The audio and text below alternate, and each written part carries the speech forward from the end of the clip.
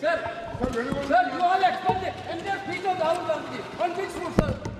Sir, how can you explain the speech? You are not even touched the... Sir, Anurag Thakur has given entire speech. There is no touch on his speech. Only Rahul Gandhi's speech was expanded. Why, sir? Why, sir? Why, sir, expanded? Why, sir? मैं अध्यक्ष जी का धन्यवाद देना चाहता हूँ।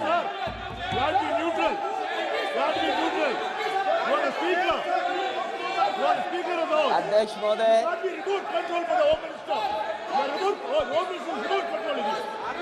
अध्यक्ष महोदय,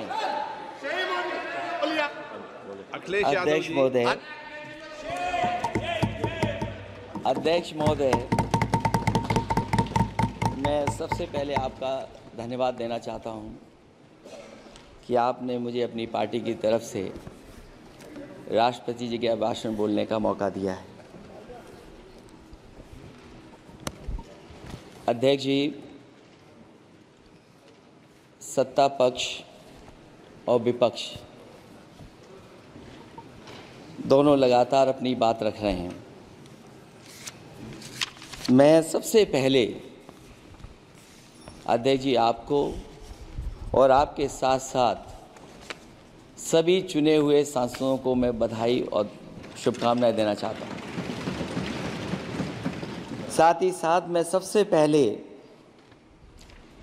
देश के उन सभी समझदार और ईमानदार मतदाताओं को धन्यवाद जिन्होंने लोकतंत्र को एक तंत्र बनाने से रोका।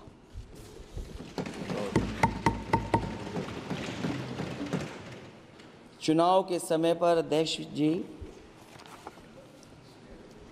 ऐसा कहा गया कि 400 पार। मैं समझदार जनता को फिर एक बार धन्यवाद दूंगा और मैं कुछ कहना चाहता हूं कि आवाम ने तोड़ दिया हुकूमत का गुरूर, दरबार तो लगा है पड़ा गमगीन में बेनूर है पर। अध्यक्ष महोदय, दरबार तो लगा है पर बड़ा गमगीन बेनूर है और पहली बार ऐसा लग रहा है हारी हुई सरकार विराजमान है। जनता कह रही है चलने वाली नहीं सरकार। अध्यक्ष महोदय, जनता कह रही है चलने वाली नहीं, ये गिरने वाली सरकार है। और क्योंकि ऊपर से जुड़ा कोई तार नहीं, नीचे कोई आधार नहीं, अधर में जो है अटकी हुई वो तो कोई सरकार नहीं। दरअसल पूरा इंडिया समझ गया है कि इंडिया ही प्रो इंडिया है। इस चुनाव में इंडिया अलायंस की नैतिक जीत हुई है। ये पीडीए इंडिया की सकारात्मक राजनीति, पॉलिटिक्स जो पॉजिटिव है, पॉजिटिव पॉलिटिक्स की जीत हुई है। ये इंडिया पीडीए की सोशल जस्टिस मुहिम की विक्ट्री है। 2024 का परिणाम हम इंडिया वालों के लिए जिम्मेदारी से भरा पैगाम भी है। और अगर हम यूं कहें अध्यक्ष महोदय कि 15 अगस्त 1947 अगर उपनिवेशिक राजनीति से आज़ादी का दिन था तो 4 जून 2024 देश के लिए सांप्रदायिक राजनीति से आज़ादी का दिन रहा। ये सांप्रदायिक राजनीति के अंत और सामुदायिक राजनीति की शुरुआत है।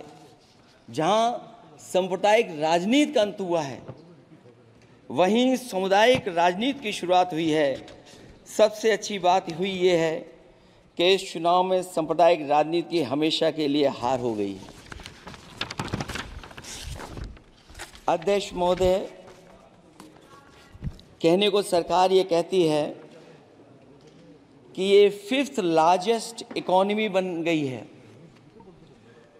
और जीडीपी के मामले में 5th वर्ल्ड की इकोनॉमी बन गई है। लेकिन अध्यक्ष मोदी, ये सरकार क्यों छिपाती है? कि अगर ये हमारी सबसे लार्जेस्ट इकोनॉमी, अगर हम 5वें नंबर पर हैं, तो हमारे देश की पर कैपिटा इनकम, प्रति व्यक्ति आय हमारे किस स्थान पर पहुंची है। और हम लोगों ने तो अध्यक्ष महोदय देखा है कि अगर दिल्ली की सरकार ने कहा होगा कि $5 ट्रिलियन की इकोनॉमी बनेगी, तो जहां से प्रधानमंत्री जी चुन करके आते हैं, वहाँ का प्रदेश के सरकार भी कह रहे कि हम $1 ट्रिलियन इकोनॉमी बना लेंगे।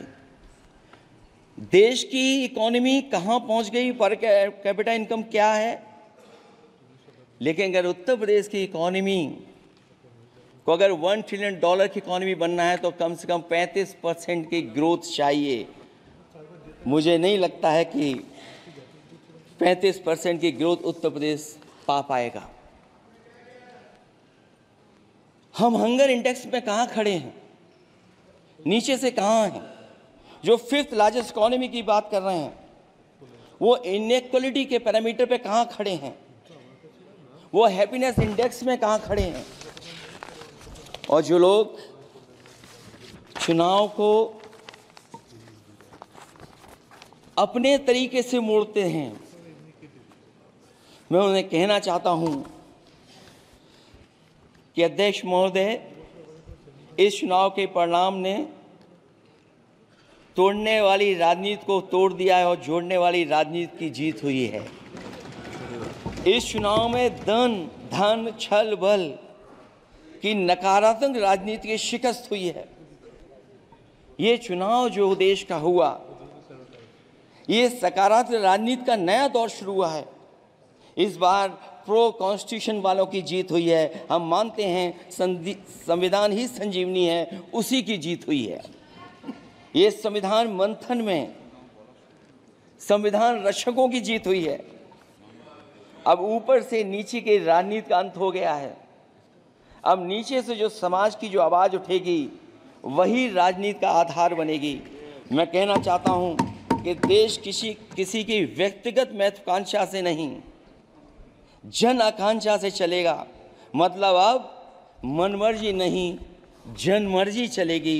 इस चुनाव का बड़ा पैगाम यही है।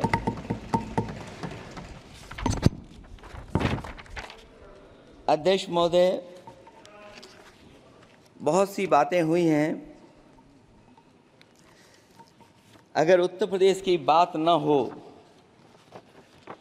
क्योंकि अध्यक्ष महोदय सबसे बड़ा प्रदेश जहाँ है, उसने हर बार दूसरे दल को समर्थन देकर के सरकार बनाई। मैं उन्हीं लोगों से कहना चाहता हूँ कि लोग क्यूटो की फोटो लेकर बनारस की गलियों से लेकर के गंगा जी तक ढूंढ रहे हैं। उनको लगता है जिस दिन माँ गंगा साफ हो जाएंगी, शायद उस दिन कहीं क्यूटो उसकी गोद में कहीं मिल जाएगा। बनारसी लोग चाहते हैं कि कोई गंगा जी के भी तल में उतरकर उसका दर्द भी जाने। उत्तर प्रदेश की जनता का बस यही आग्रह है कि जिस गंगा जल को हाथ में लेकर सच कहने की कसम खाई जाती है, कम से कम उस गंगा जल से तो झूठ ना बोला जाए।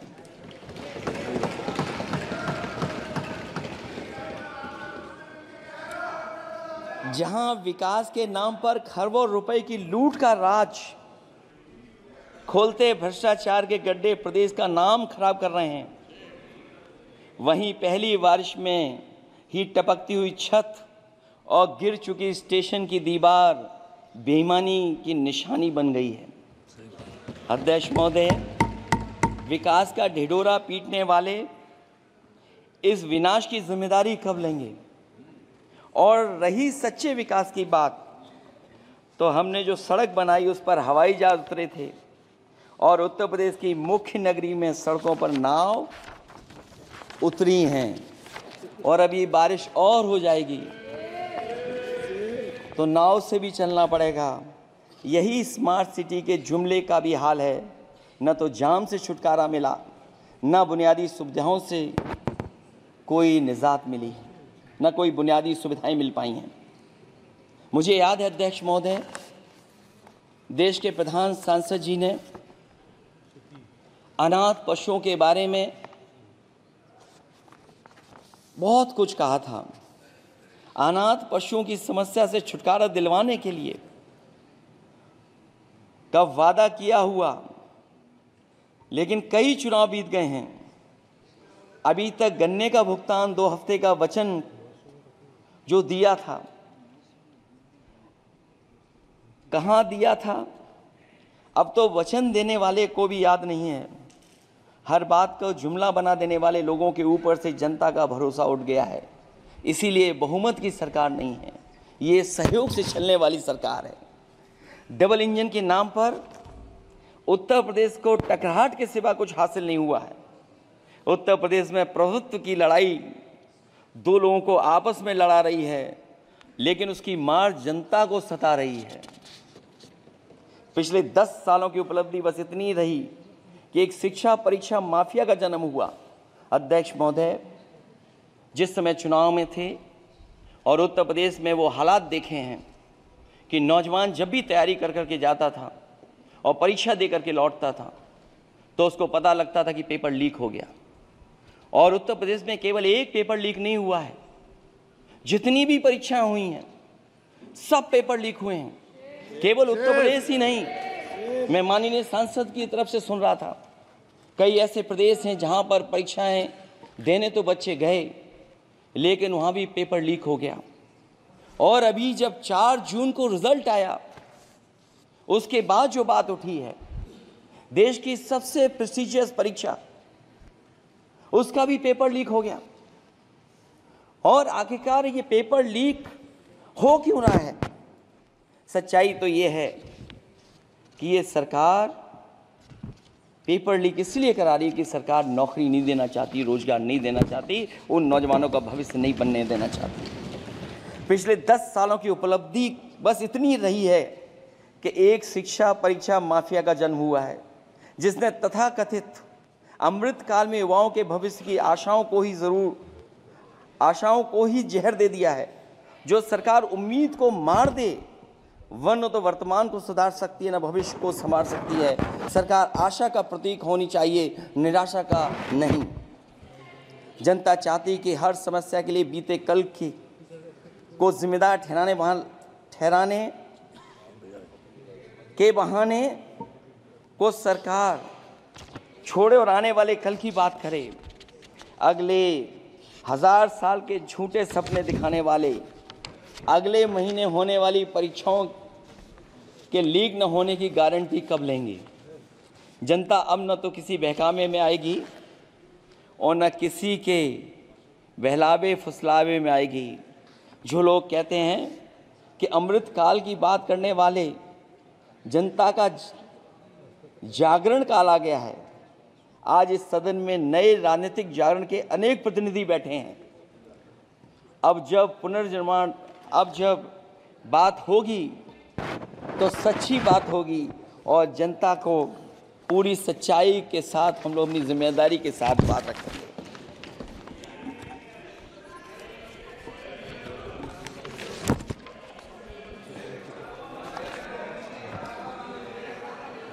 अध्यक्ष महोदय, एक जीत और हुई है, एक जीत और अध्यक्ष महोदय हुई है। मैं जानता हूं सत्ता पक्ष बैठे वाले लोग समझ गए होंगे। अयोध्या की जीत भारत के परिपक्व मतदाता की लोकतांत्रिक समझ की जीत है। और हम तो अध्यक्ष महोदय यही सुनते आए हैं, होए वही जो राम रची राखा, यह है उसका फैसला। अध्यक्ष महोदय, होई वही जो राम रची राखा, यह है उसका फैसला। जिसकी लाठी में नहीं होती आवाज, जो करते थे किसी को लाने का दावा, वो हैं खुद किसी के सहारे के लाचार।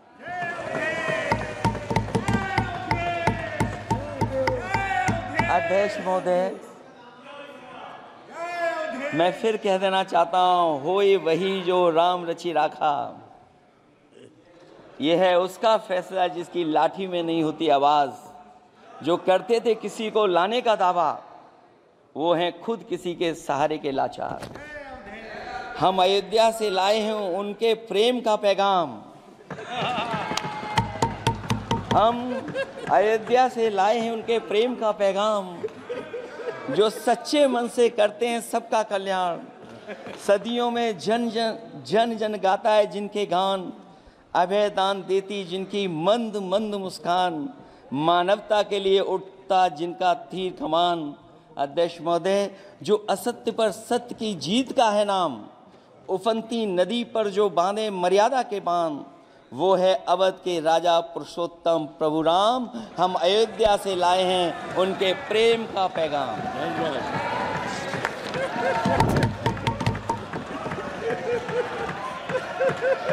अध्यक्ष महोदय,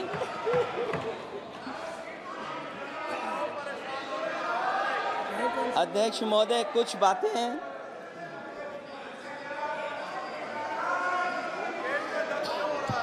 अध्यक्ष महोदय, कुछ बातें समय और काल से परे होती हैं। इसलिए आज यहाँ उत्तर प्रदेश के सदन में पढ़ा गया एक शेर याद आ गया, जो तब सही था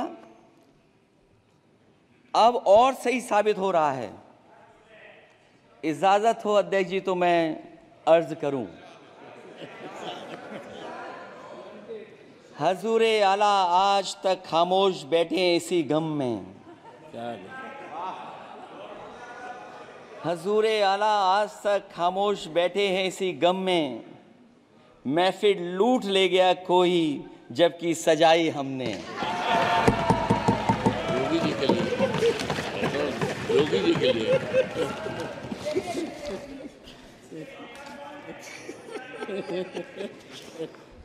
अध्यक्ष महोदय,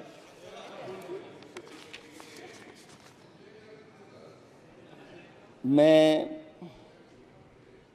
मॉडल ऑफ कंडक्ट जब चुनाव हुआ, लागू हुआ, उस समय मैंने देखा कि कुछ लोगों पर मेहरबान रही सरकार और कमीशन भी। कई मैं बहुत डिटेल में नहीं जाना चाहता हूं अध्यक्ष महोदय, लेकिन कहीं ना कहीं प्रश्न उस संस्था पे भी लगा है, और अगर उस संस्था पर प्रश्न लगा है तो लगाने वाली सरकार की वजह से लगा है।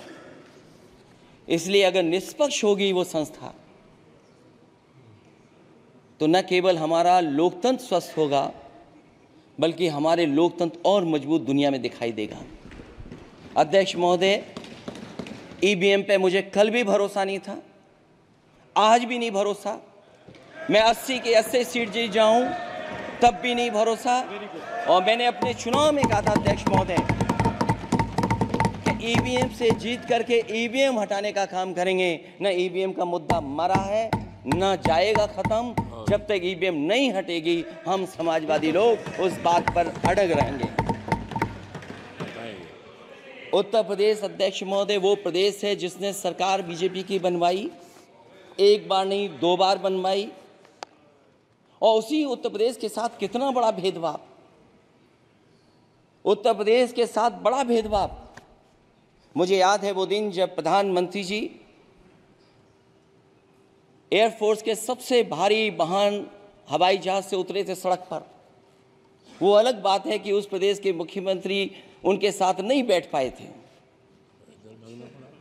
लेकिन वो एक्सप्रेसवे जो बना था और आज भी जो उत्तर प्रदेश में बन रहे हैं वो उत्तर प्रदेश के बजट से बन रहे हैं।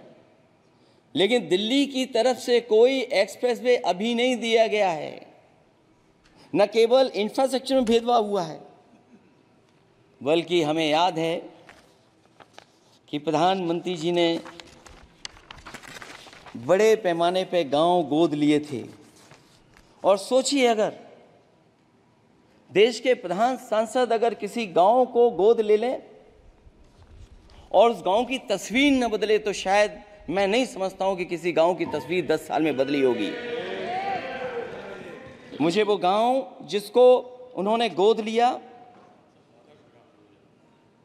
जो प्रधानमंत्री जी की आदर्श योजना थी उसके तहत जो गोद लिया गया था गांव, वो 5 वर्ष पहले खूब शोर हुआ था कि बनारस शहर की तरह डोमरी में चमचमाने लगेगा एक गांव।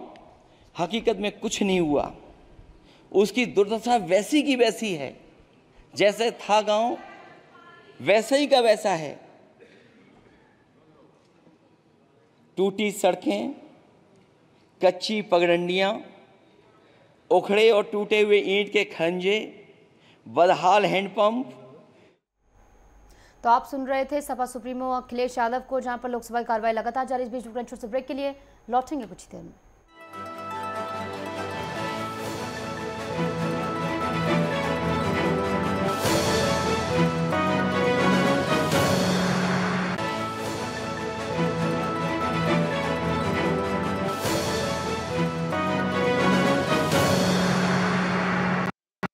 इस बुलेटिन के प्रायोजक हैं गोल्डी हिंग, कण कण में जान।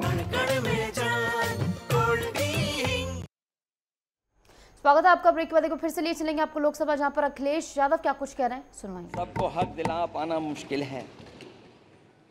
अध्यक्ष महोदय, राष्ट्रपति जी के अभिभाषण में अग्निवीर को लेकर के जो चिंता विपक्ष की थी और देश के नौजवानों की थी, वो चिंता वैसी की वैसी बनी है। अध्यक्ष महोदय, मैं ये कहना चाहता हूँ, मैं खुद मिलिट्री स्कूल से पढ़ा हूँ।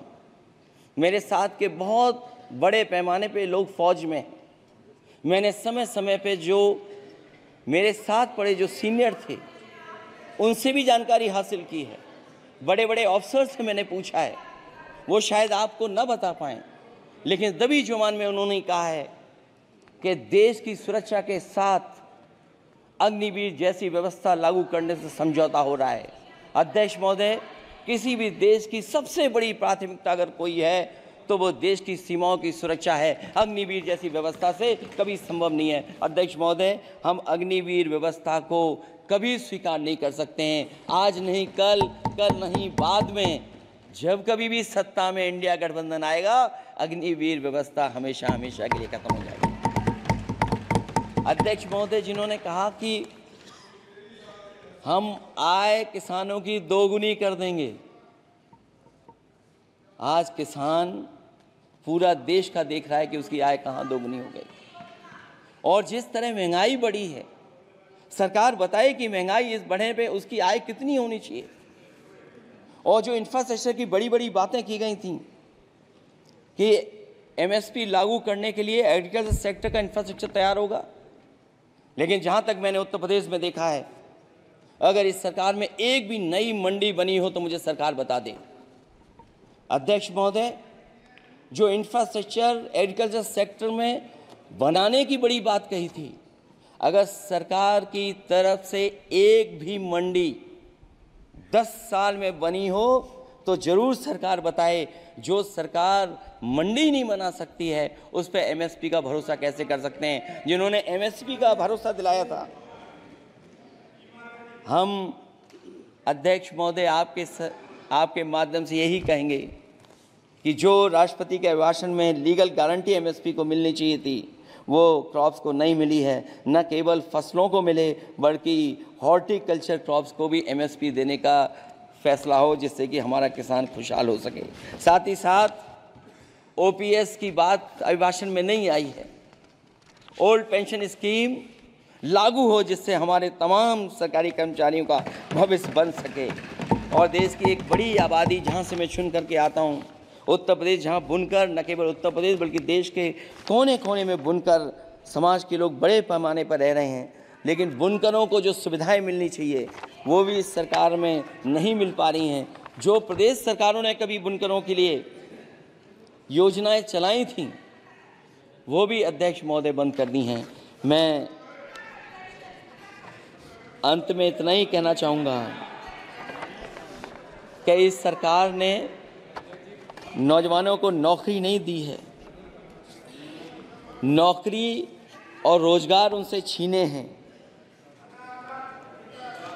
बहुत नौकरी छीनी है। इसलिए मैं कहना चाहता हूं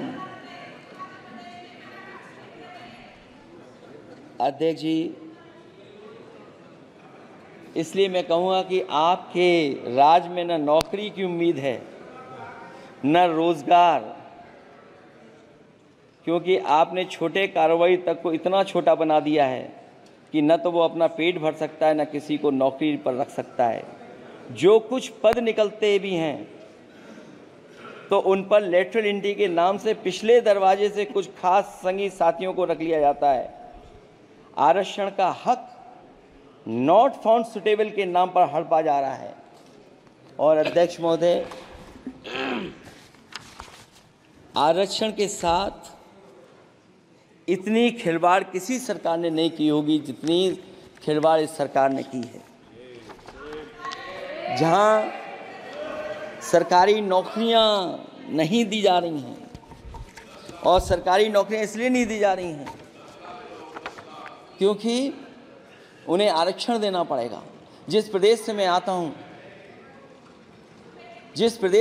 हूं वहाँ सबसे बड़े पैमाने पे नौजवान बेरोजगार है, और पिछले 10 साल में जो पेपर उन्होंने लीक कराए हैं वो इसीलिए कराए हैं क्योंकि नौकरी ना देनी पड़े, और अगर नौकरी देनी पड़ेगी तो उन्हें आरक्षण भी देना पड़ेगा। ये जानबूझ करके सरकार नौकरी और आरक्षण के साथ खिलवाड़ कर रही है।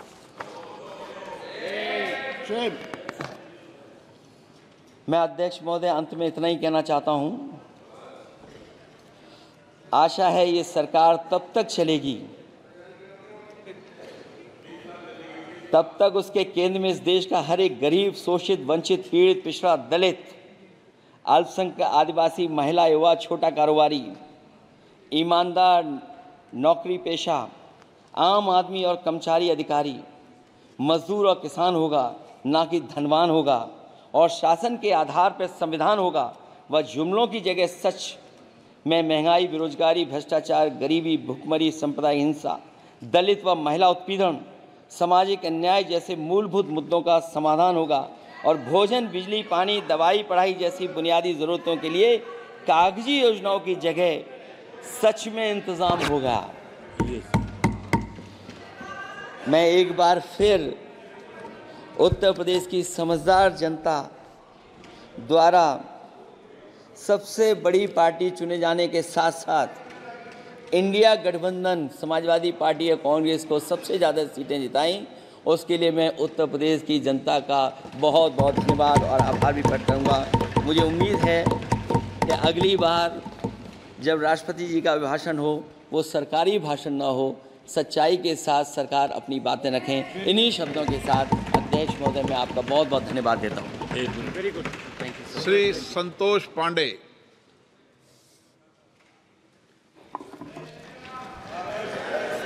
सम्माननीय अध्यक्ष महोदय, मैं आपके प्रति कृतज्ञ हूँ। आपने मुझे आज कीमती समय बोलने के लिए अवसर प्रदान किया। मैं सबसे पहले अपने छत्तीसगढ़ के और उन राजनांदगांव क्षेत्र के समस्त जनता का, मतदाता का भी आभार प्रदर्शन करता हूँ, और आप सबके वरिष्ठों के प्रति मैं कृतज्ञ हूँ। आप सबको हृदय से शुभकामना। महोदय, अभी कल से जब से शुरू हुआ, रात को 12 बजे तक जो चला, जिस प्रकार से अभी अखिलेश जी बोल रहे थे, और कल जब शुरुआत हुई तो नेता प्रतिपक्ष राहुल गांधी जी ने जिस प्रकार की बातें की, आज जब अखिलेश जी ने एक शेरो शायरी से और गज़ल की पंक्तियों से शुरुआत की, तो मैं भी ये बता दूं कि अखिलेश जी, जरा सा कुदरत ने क्या नवाजा, जरा सा कुदरत ने क्या नवाजा, आके बैठे हो फलसफे में, तुम्हारा लहजा बता रहा है तुम्हारी दौलत नहीं है। अब जितने भी यहाँ बहुत लोग बैठे हैं, ये सब उसी प्रकार की बात कर रहे हैं। आदरणीय अध्यक्ष महोदय, मैं बताना चाहूंगा, माननीय नेता प्रतिपक्ष कल राहुल गांधी जी बार बार भगवान शंकर का फोटो दिखा रहे थे। वो भगवान भोलेनाथ है, भगवान शंकर है, ये आपकी फितरत में है। आपने छत्तीसगढ़ में, मैं नाम नहीं लूंगा, आपके पूर्व मुख्यमंत्री का जो निपटा दिए छत्तीसगढ़ को, और वो आकर के लोकसभा में भी निपट गए। वो महादेव जी के नाम से सट्टा चला रहे थे, जिसे छत्तीसगढ़ की जनता। इस बीच इस वक्त की बड़ी खबर आ रही, लोकसभा में अखिलेश यादव का बयान सामने आया। उन्होंने कहा आवाम ने हुकूमत का गुरूर तोड़ा है। यह अखिलेश यादव की ओर से कहा गया। सच्चाई होती है, उससे हटा नहीं सकते हैं। ये तमाम बातें अखिलेश यादव की ओर से कही गई हैं। हारी हुई सरकार विराजमान है। यूपी में 35% ग्रोथ मुमकिन नहीं है और तोड़ने वाली राजनीति टूटी है। ईवीएम से जीतकर ईवीएम हटाएंगे। ये तमाम बातें अखिलेश यादव की ओर से कही गई। लोकसभा में यहाँ पर अखिलेश यादव ने शेरो शायरी से शुरुआत की और उसके बाद लगातार सत्ता पक्ष पर निशाना साधते हुए उन्होंने कहा कि सत्ता पक्ष का गुरूर इस बार टूटा है। नीट पेपर लीक मामले में बोलते नजर आए कि नीट पेपर लीक मामले को सीरियस नहीं लिया जा रहा। इसी के साथ वाराणसी में जिस तरीके के वादे किए गए थे, क्योटो शहर बनाने की बात की गई थी, इस मुद्दे को बार बार उठाते नजर आते हैं। इस पर उन्होंने बोला। और इसी के साथ अयोध्या में जो बीजेपी की हार हुई है उसको लेकर भी वो बोलते नजर आए। अग्निवीर हो और जो इंडी गठबंधन की नैतिक जीत हुई है, ये उनकी ओर से कहा गया। एमएसपी को लेकर भी वो सत्ता पक्ष को घेरते नजर आए। तो तमाम बातों पर यहाँ पर अखिलेश यादव सत्ता पक्ष पर निशाना साधते हुए नजर आए सदन में। इस बीच छोटे से ब्रेक के लिए लौटेंगे कुछ देर में।